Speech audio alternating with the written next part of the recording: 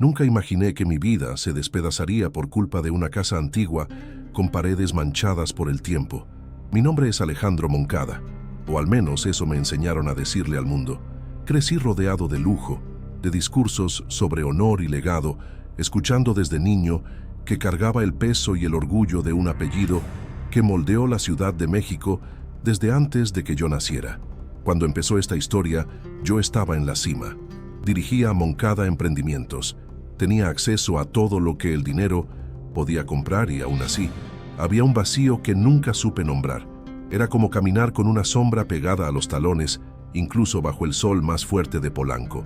En aquel entonces, estaba metido en un proyecto de expansión urbana agresivo, el tipo de acción que mi equipo llamaba cirugía estética para la ciudad. Y así como quien arranca un árbol para construir un estacionamiento, firmé la orden de desalojo de la casa número 148 de la calle Francisco Sosa, en Coyoacán. Era solo un número en el Mino-Miciente informe, hasta que decidí ir personalmente a supervisar la demolición. Algo raro en mi rutina, pero algo me hizo tomar el auto esa mañana. Llevaba mi reloj Cartier ajustado en la muñeca y mi traje hecho a medida, rodeado de ingenieros y abogados. Pero en ese patio de suelo agrietado y olor a jazmín viejo, el tiempo pareció detenerse.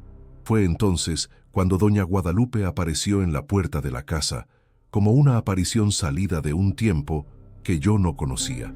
Tenía la piel curtida por el sol y los años y los ojos, Dios mío, esos ojos llevaban un dolor tan antiguo que me atravesó sin pedir permiso.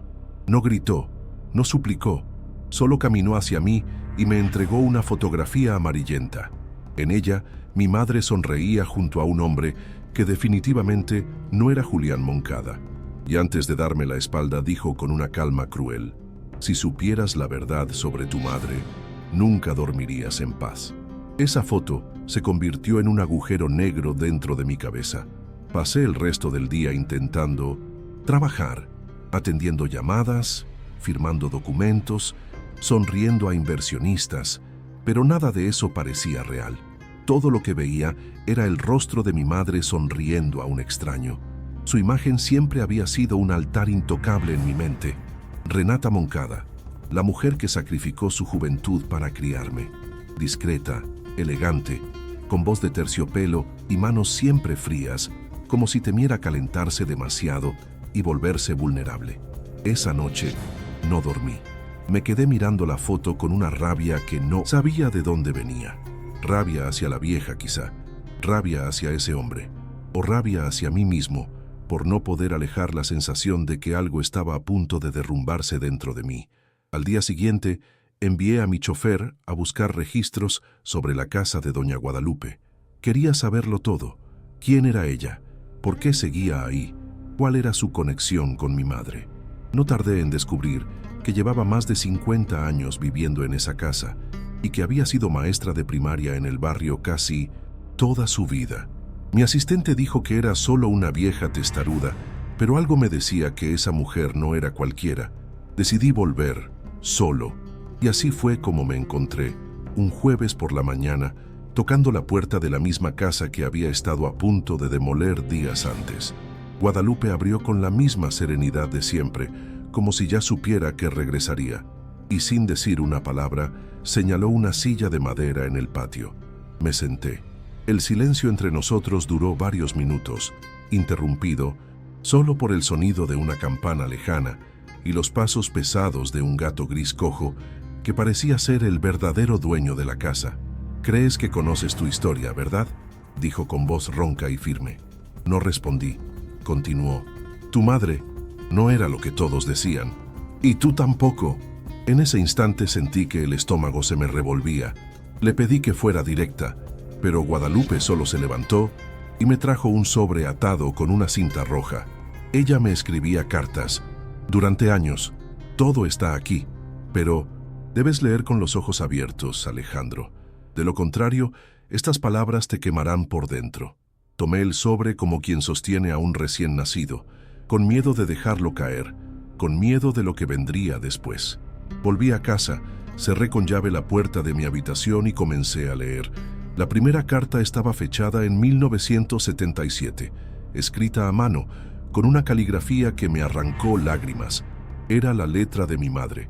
Guadalupe, me estoy ahogando. Manuel no sabe que estoy embarazada. Y papá me matará cuando descubra que este hijo no es de Julián. Leí y releí esa frase docenas de veces, como si mi cerebro se negara a aceptarlo. ¿Manuel? ¿Quién diablos era Manuel? Seguí leyendo. Las cartas eran confesiones, desahogos, implosiones íntimas que mi madre nunca habría dicho en voz alta. Hablaba de Manuel Vargas como alguien a quien había amado con todo el cuerpo, con toda el alma. Un hombre que tocaba la guitarra desafinada, que olía a tierra mojada y que soñaba con construir una librería junto a ella. Pero entonces llegó la orden del patriarca de los Moncada. O se casaba con Julián, el heredero conveniente, o sería expulsada de casa. Ella obedeció. Enterró a Manuel, enterró el amor y al parecer también me enterró a mí. Porque en la siguiente carta decía, tuve que dejarlo unos meses en el orfanato de Puebla. Era la única forma de mantenerlo a salvo hasta el matrimonio. Leer eso fue como recibir un puñetazo desde adentro. No podía respirar. Con cada carta nueva, la imagen que tenía de mi madre se despedazaba y al mismo tiempo renacía de una manera más humana, más real. No era la santa que me enseñaron a venerar, era una mujer que amó profundamente, que fue arrancada a la fuerza de su propia vida y arrojada a un teatro de apariencias. Y yo era el resultado de todo eso. Por primera vez, sentí que tal vez era más que el apellido que llevaba. Pero también llegó el miedo, el horror de lo que significaba.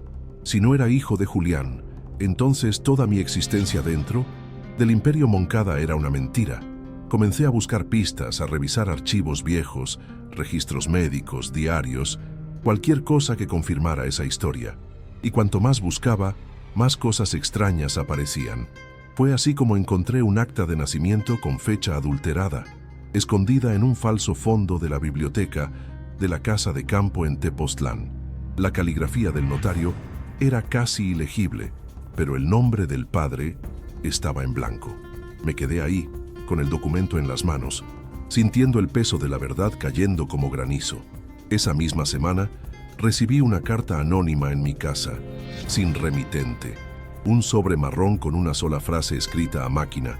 Manuel Vargas no murió por accidente. Mi cabeza estalló. Corrí hacia mi guardaespaldas y le pedí revisar cámaras, rastrear de dónde venía la carta, pero no había rastro, como si el remitente supiera exactamente cómo borrar sus pasos. Fue entonces cuando decidí buscar a alguien a quien había evitado por años. Don Rubén Salazar, el viejo abogado de la familia, retirado y olvidado en una casa enorme en Tlalpan. Rubén me recibió con sorpresa, pero también con esa mirada de quien carga demasiados secretos para morir en paz. Nos sentamos en el jardín, él con su bastón de ébano y una taza de café que temblaba en sus manos. Cuando mencioné a Manuel Vargas, suspiró como si finalmente pudiera soltar una carga que llevaba décadas cargando. Manuel fue asesinado, Alejandro, y me pagaron para encubrirlo. La frase cayó como un trueno en cielo despejado. Rubén contó que, semanas antes de la boda de Renata, el padre de Julián, mi supuesto abuelo, descubrió el embarazo y envió a 2 hombres a darle un susto a Manuel. Lo que debía ser una advertencia se convirtió en un asesinato disfrazado de robo. En ese entonces, Renata intentó huir, pero la vigilaron, la amenazaron, la silenciaron. Yo redacté el acuerdo de confidencialidad. Mi garganta se secó. Esa narrativa de familia noble y virtuosa era, en realidad, un imperio construido sobre sangre, chantaje y mentiras. Volví a casa en trance, y ni siquiera tuve tiempo de procesarlo todo cuando Camila, mi hija, me llamó para hablar. Parecía nerviosa, con los ojos llorosos y una carpeta azul marino en las manos. «Papá, encontré esto en el cuarto de la abuela», dijo, entregándome lo que parecía un diario antiguo. Al abrirlo, reconocí la caligrafía de Renata de inmediato. Pero lo que me destruyó fue la última página. Estaba garabateada con prisa, como si hubiera sido escrita con manos temblorosas. «Alejandro, espero que algún día me perdones. No pude protegerte como quería. Fui débil cuando debí gritar, pero eres más que un Moncada. Eres hecho del amor más verdadero que existió. Fue entonces cuando lloré, por primera vez en años, un llanto que venía del alma, mezcla de duelo, rabia, amor y una tristeza ancestral. Y en ese momento entendí que no había vuelta atrás. Lo que vino después fue una avalancha. Empecé a ser seguido. Noté un auto blanco, estacionado cerca de mi edificio durante 3 días seguidos, con vidrios polarizados y motor encendido. Una vez, al salir del gimnasio, encontré mi casillero forzado y mi toalla tirada en el suelo, mojada con algo que no era agua. No era paranoia, sabía que alguien quería silenciarme. Recibí 2 mensajes anónimos más, uno con una foto antigua de mi madre y Manuel, tomada en el Parque La Mexicana, y otro con la frase, «La sangre cobra su precio». Fue entonces cuando empecé a sospechar de Esteban Vargas. El nombre surgió en una conversación con Rubén, quien dijo haber oído que Manuel tenía un hijo, un niño que creció entre pérdidas y rencores, y ese niño, ahora hombre, podía ser la última pieza del rompecabezas, o el arma que finalmente lo destruiría todo. Logré ubicar a Esteban a través de un conocido del sector de la construcción. Trabajaba como supervisor en una obra al este de la ciudad, pero nadie sabía mucho de él, solo que era serio, solitario y que no toleraba injusticias en el sitio. Cuando fui y lo vi por primera vez, sentí algo extraño. Llevaba un chaleco naranja y un casco, barba sin afeitar y una cicatriz en la ceja izquierda, como si la vida hubiera dejado una marca ahí. Me acerqué despacio, me presenté. Él guardó silencio un rato, analizándome. «Eres el hijo de Renata, ¿no?», dijo sin cordialidad. Asentí. Entonces arrojó el casco al suelo, se quitó los guantes y dijo: «Te tardaste en venir. Pensé que seguirías fingiendo que tu vida era limpia». En ese instante, supe que él lo sabía todo, y no quería hablar. Quería ajustar cuentas. Esteban me propuso un encuentro. Esta medianoche, en el almacén de la antigua fábrica de textiles, en Tláhuac. Trae la verdad o llevaré el infierno. Debí ignorarlo, llamar a la policía, cualquier cosa, pero no pude. La verdad me jalaba como una corriente. Fui. El lugar estaba en ruinas. Olía a óxido y madera podrida. Esteban estaba ahí, parado en medio del salón vacío, con una caja de cartón a sus pies. Del otro lado, vi una figura que casi me hizo caer de rodillas. Doña Guadalupe, herida, sentada en un banco de concreto, con el rostro manchado de sangre seca y las manos atadas. Ella tenía las cartas que faltaban, y necesitaba asegurarme de que las vieras con tus propios ojos. Esteban pateó la caja hacia mí. Dentro había fotos, más cartas, un collar que mi madre siempre usaba, y un sobre con mi nombre escrito en su letra. Me ordenó abrirlo. Mis manos temblaban, pero obedecí. Era una carta, escrita como si mi madre supiera que ese momento llegaría. «Alejandro, este es el final de la mentira. Si llegaste hasta aquí, es porque elegiste mirar al pasado a los ojos, y si eres lo suficientemente fuerte, podrás hacer las cosas diferentes». Esteban me miraba con rabia y dolor. «Mi padre murió por tu apellido, mi madre enloqueció de tanto llorar, y tú viviste como príncipe. No me defendí, no podía». Pero en ese instante miré a Guadalupe y dije, ella intentó decírmelo. Desde el principio, yo no quise escuchar.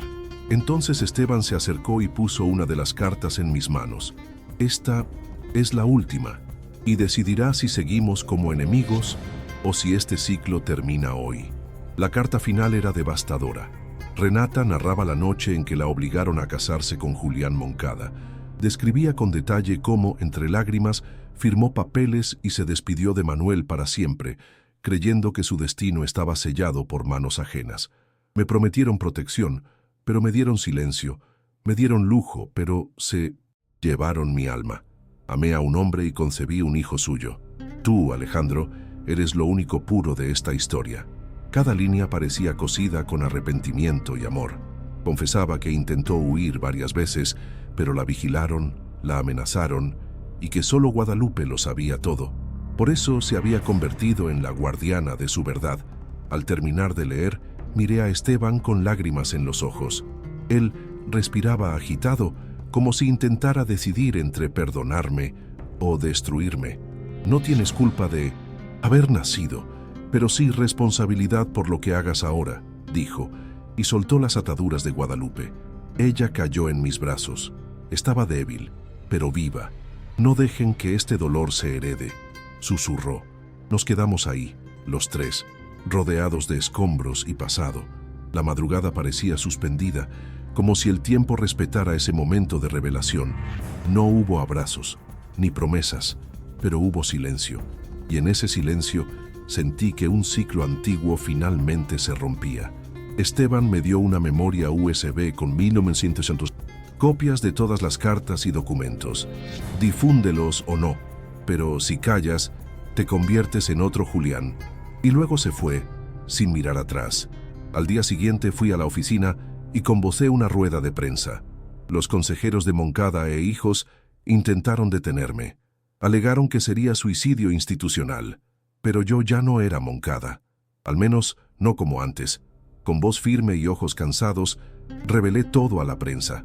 Mi origen ilegítimo, el encubrimiento, el asesinato de Manuel Vargas, el fraude del acta, los abusos contra Renata. Mostré documentos, cartas, fotos. La ciudad quedó atónita. En horas, los periódicos titularon Imperio Moncada, construido sobre mentiras. Las acciones se desplomaron, los socios rompieron contratos, manifestantes invadieron la sede exigiendo reparación. Y yo me sentí ligero. Por primera vez en la vida ya no cargaba un apellido, cargaba la verdad. Los días siguientes lo perdí todo. Mis socios me apartaron del mando. Mis amigos desaparecieron. La casa en 1900 Lomas se puso en venta, pero algo nació en medio del caos. Camila vino a mí llorando. Tuviste valor, papá, y ahora podemos empezar de cero. Quería usar parte de la herencia para crear una fundación con los nombres de Renata y Manuel, un espacio para jóvenes víctimas de abandono y abuso.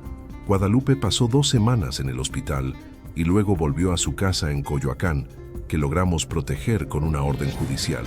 La visité días después.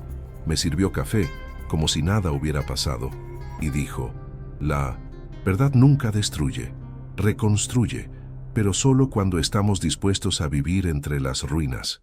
Hoy, camino por las calles de la Ciudad de México con otros ojos. Ya no soy don Alejandro Moncada. Ahora, solo Alejandro. Llevo las memorias como cicatrices invisibles, pero también como marcas de liberación. Nunca imaginé que perderlo todo me haría ganar algo más valioso. La conciencia de quién soy y la libertad de decidir quién quiero ser. Reencontré a Esteban semanas después, por casualidad, en 1900 en un café del centro. Leía un libro de portada gastada.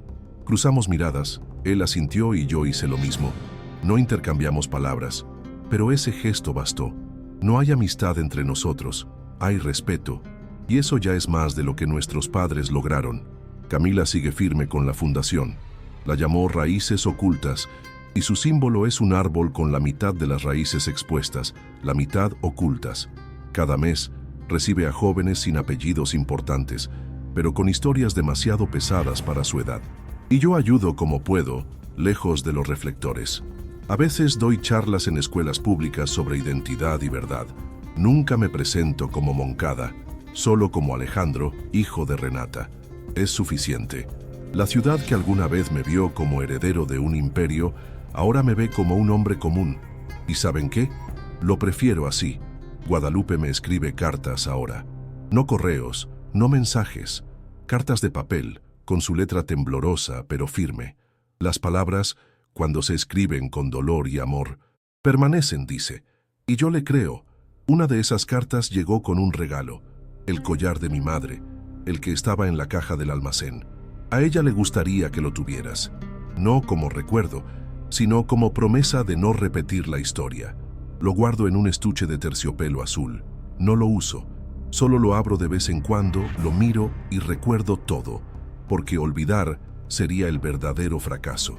Y si alguien me pregunta qué aprendí de todo esto, respondo con una frase: la verdad libera, pero primero destruye. Y a veces hay que dejar que todo se derrumbe para entender que vale la pena reconstruir. Esta es mi historia. Una historia que empezó con un imperio y terminó con un hombre mirándose al espejo y por primera vez reconociendo su propio reflejo.